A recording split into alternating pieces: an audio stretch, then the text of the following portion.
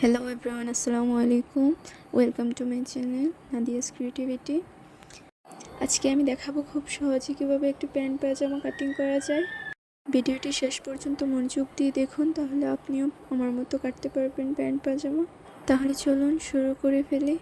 মেজারমেন্টের জন্য আমি নিয়েছি আমার একটি পায়জামা, আর পায়জামাটি কাপড়টির উপর সুন্দর করে মেলে নিয়েছি।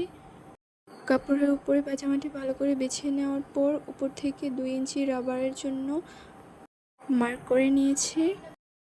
তারপর লম্বার মাপ নিব। পায়জামার লম্বা হচ্ছে আমার 38 ইঞ্চি পরিমাণ, আর মোহরা সেলাইয়ের জন্য 2.5 ইঞ্চি পরিমাণ এক্সট্রা নিতে হবে। 2.5 ইঞ্চি পরিমাণ এক্সট্রা নিয়ে মার্জিন করে দিলাম, এবং সাইড থেকেও 1 ইঞ্চি করে পরিমাণ এক্সট্রা করে নিয়ে মার্ক করে দিব। আপনারা চাইলে আরও বেশিও রাখতে পারেন। এখন উপর থেকে হাইয়ের মাপের জন্য 14 ইঞ্চি পরিমাণ মার্ক করে নিলাম। এখন 2 ইঞ্চি ডিপ করে একটু রাউন্ড শেপ করে দিব। তারপর হাই থেকে পায়ের মোহরা পর্যন্ত 1.5 ইঞ্চি বাড়তি রেখে একটি দাগ টেনে নিব।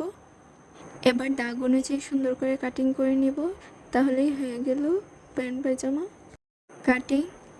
যারা কখনো সেলাই মেশিনে বসেননি তারাও হয়তো পারবেন।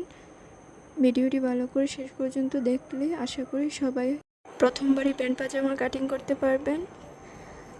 আজকে দেখালাম প্যান্ট পায়জামা কাটিং, পরবর্তীতে আবার এর সেলাইটা দেখাবো ইনশাল্লাহ। ভিডিওটি ভালো লেগে থাকলে লাইক, কমেন্ট এবং সাবস্ক্রাইব করে পাশে থাকবেন, এবং সবাই ভালো থাকবেন, সুস্থ থাকবেন। আল্লাহ হাফেজ।